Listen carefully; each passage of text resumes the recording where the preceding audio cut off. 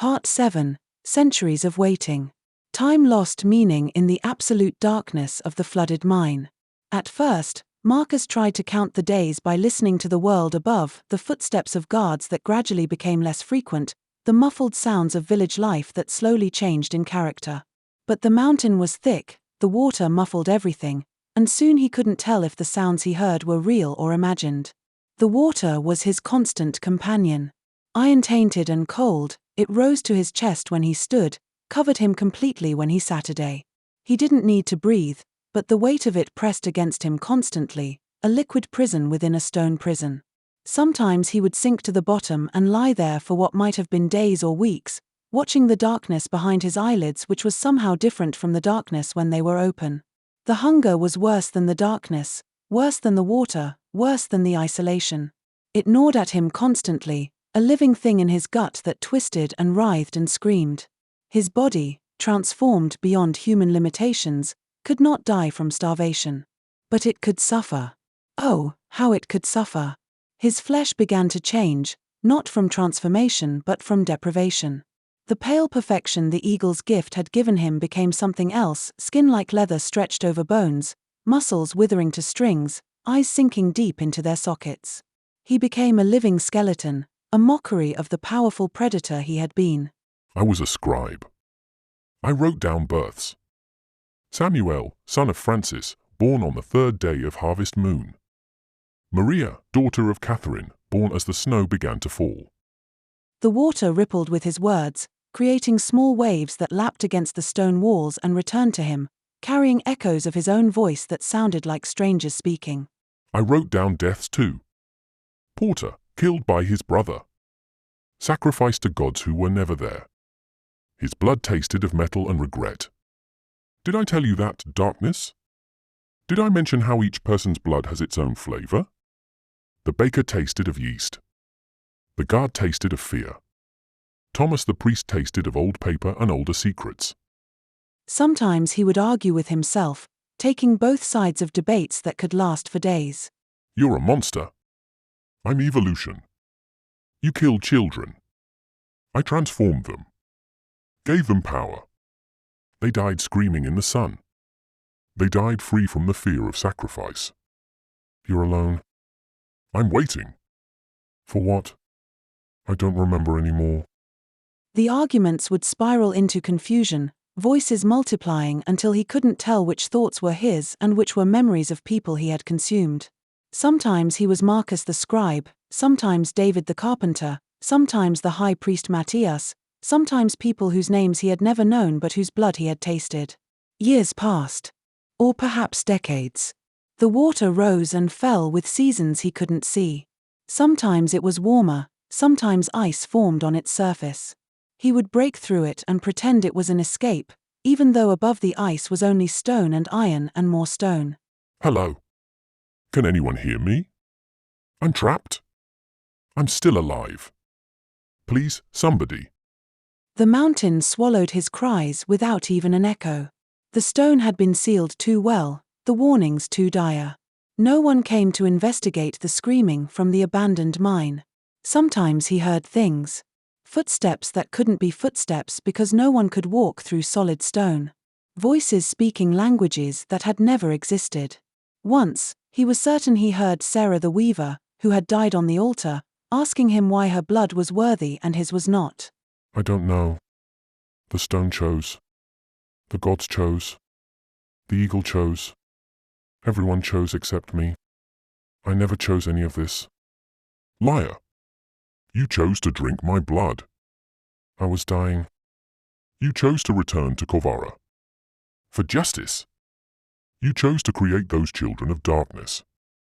I was lonely. You choose to continue existing even now. You could end it. Find a way to bring the sunlight here. Burn yourself to nothing. No. No, I choose to continue. Because this isn't the end. It's just another transformation.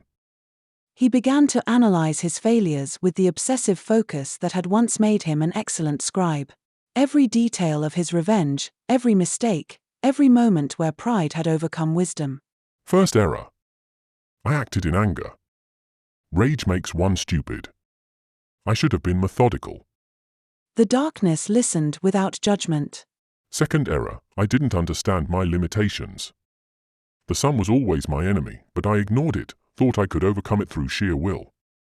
Will means nothing to the sun. It burns regardless of what you want. He paced in the water, creating whirlpools that spun for hours. Third error, I created too many too fast. An army draws attention. A plague causes panic. I should have been subtle. One here, one there. Building slowly, carefully, teaching them to hide, to hunt wisely, to respect the sun's dominion. Years of analysis, breaking down each moment, each decision, each drop of blood spilled or consumed. Fourth error, I stayed in Kovara.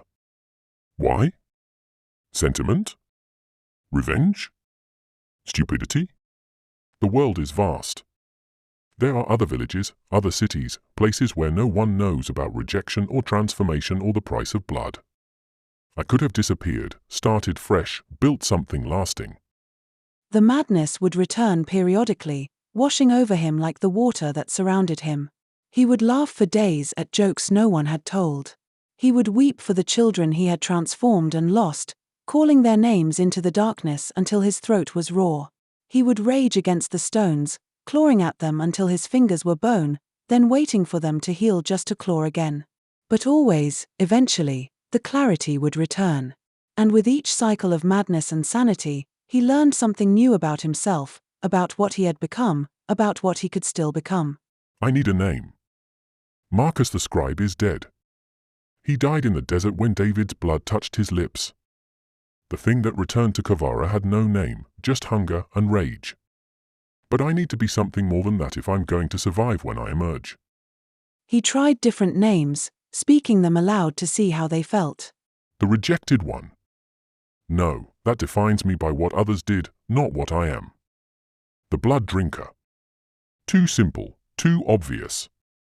The transformed. Better, but still incomplete. The first. But first of what? And will I always be the first?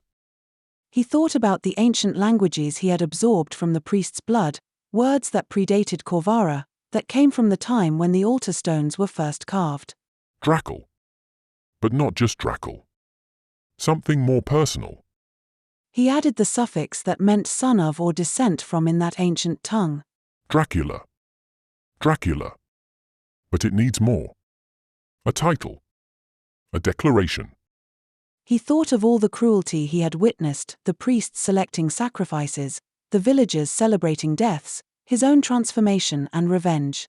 Cruelty was the constant, the thread that connected everything. Dracula the cruel. No, not the cruel. Too limiting. Cruelty is just a tool, not an identity. More years of contemplation, of testing words and meanings. Dracula the eternal. The undying. The transformed. The revolutionary. None of them fit perfectly. They were all aspects of what he was, but not the whole.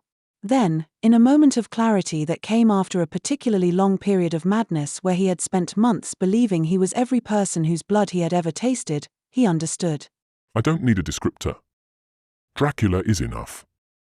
Let others add their own descriptions, monster, devil, evolutionary force, whatever they need me to be. I am simply Dracula, and that name will carry whatever meaning I give it through my actions. With a name came a new sense of purpose. He was no longer just a thing trapped in darkness.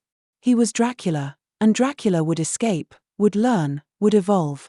He began to plan more carefully, thinking in decades rather than days. When he emerged, and he would emerge, he was certain of that he would not repeat his mistakes. First, avoid the sun entirely. Hunt only at night, shelter before dawn, respect the boundary between light and dark. The darkness agreed silently. Second, leave Kovara immediately. Whatever happens there, whether they remember me or forget me, it's no longer my concern. The world is vast. I will explore it all. He imagined cities he had only heard of in merchants' tales.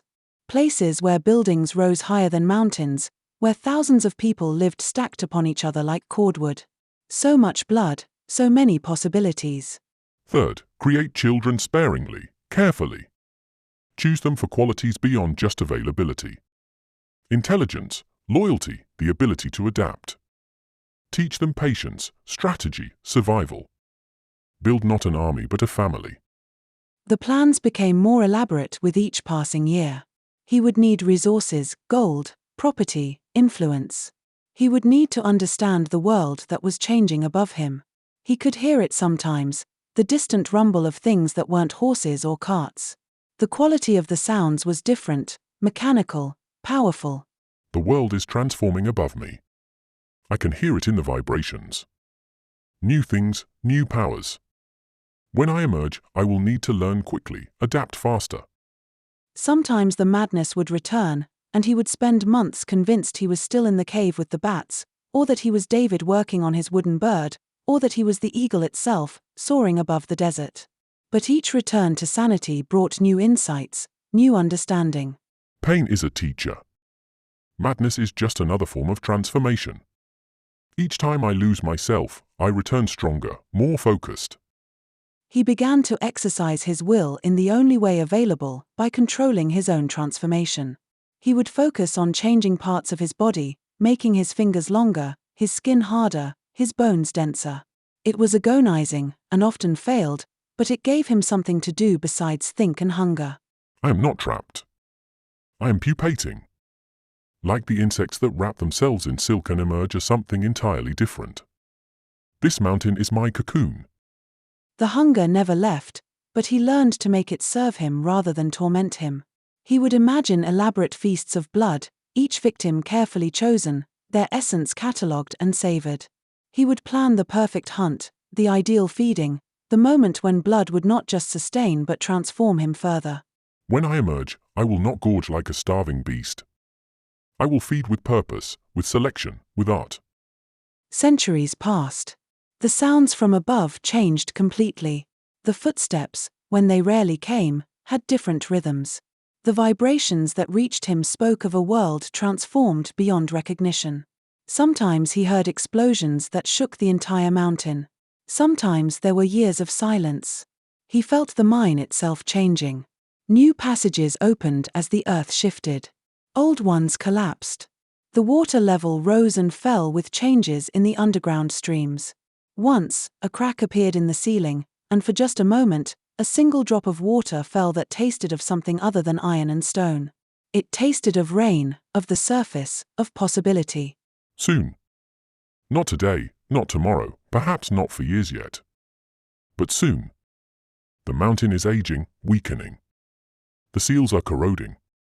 The warnings are being forgotten. He thought of the village above, if it even still existed. Did they remember him? Did they tell stories of the night when the rejected one returned and transformed their priests into monsters? Or had he become legend, then myth, then forgotten entirely? It doesn't matter. Whether they remember or forget, I remain. I am Dracula, and I am eternal. The madness came less frequently now, or perhaps he had simply learned to function within it. The line between sanity and insanity had blurred until it was meaningless.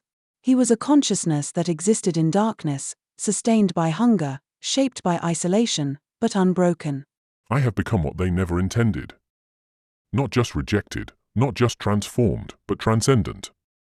I have moved beyond human, beyond monster, into something that has no name but the one I gave myself. He could feel changes in the earth itself, tremors that spoke of great forces moving above. The world was reshaping itself, and he could sense opportunities in that reshaping. When the time comes, I will not announce myself. I will not seek revenge or recognition. I will simply emerge and adapt. Learn the new world, understand its rules, find my place within it. The wooden bird David had carved came to his mind often. Still unfinished, wings spread but incomplete, forever frozen in the moment before flight. That's what he had been, attempting transformation without understanding, reaching for power without wisdom. But now I understand. The transformation is never complete. There is always another level, another evolution. I am not becoming something fixed and final. I am becoming change itself. More tremors, stronger than before. Somewhere far above, he heard what sounded like thunder but wasn't. The mountain groaned, and for the first time in centuries, a new crack appeared in the stone ceiling. Not large enough for escape, but large enough for hope. I will emerge. Not as Marcus the scribe, not as the monster they feared, not even as the Dracula I have imagined. I will emerge as something unexpected, adapted to whatever world awaits above. He thought of all the blood he had tasted, all the lives he had absorbed. They were part of him now, their memories and experiences woven into his consciousness. When he emerged, he would carry them all with him, the baker, the guards, the priests, even David whose death had started it all. We will all emerge together. A multitude in one body, a chorus of blood and memory. The planning continued, becoming more sophisticated with each passing decade. He would need to establish himself carefully in the new world. Create identities, acquire resources, build networks. No more random hunting, no more explosive violence. He would be patient, methodical, invisible until he chose to be seen. I have learned the price of pride. The cost of rage. The danger of haste. When I emerge, I will be humble, controlled, deliberate. I will be what survival requires, nothing more, nothing less. Another crack appeared in the stone, and through it came a scent he hadn't experienced in so long he had almost forgotten it existed, fresh air. Not the stale, recycled air of the mine, but air that had moved across the world, carrying stories of places and people and possibilities. The seal is breaking. Not quickly, but inevitably. Stone crumbles, iron rusts, warnings fade. Time is my ally now, not my enemy. He began to prepare for emergence, not knowing if it would come in a year or another century. He exercised his body, forcing withered muscles to remember their strength. He practiced his transformations, becoming mist, becoming shadow, becoming forms that could slip through the smallest spaces. When the opportunity comes, I must be ready instantly. There will be no time for hesitation, no room for error. The madness still visited, but now he welcomed it like an old friend. In madness, he saw possibilities that sanity would reject. He saw himself not as one but as many, not as fixed but as fluid, not as predator but as evolutionary force. I am Dracula, and I am coming. Not for revenge, not for blood, not even for power. I am coming to become what I am meant to become, whatever that might be. The world above continued its mysterious transformation, and Dracula waited below, patient as stone, hungry as the void, ready for whatever came next. He had been Marcus the scribe, the rejected, the transformed, the monster, the prisoner. Now he was simply Dracula, and that was enough.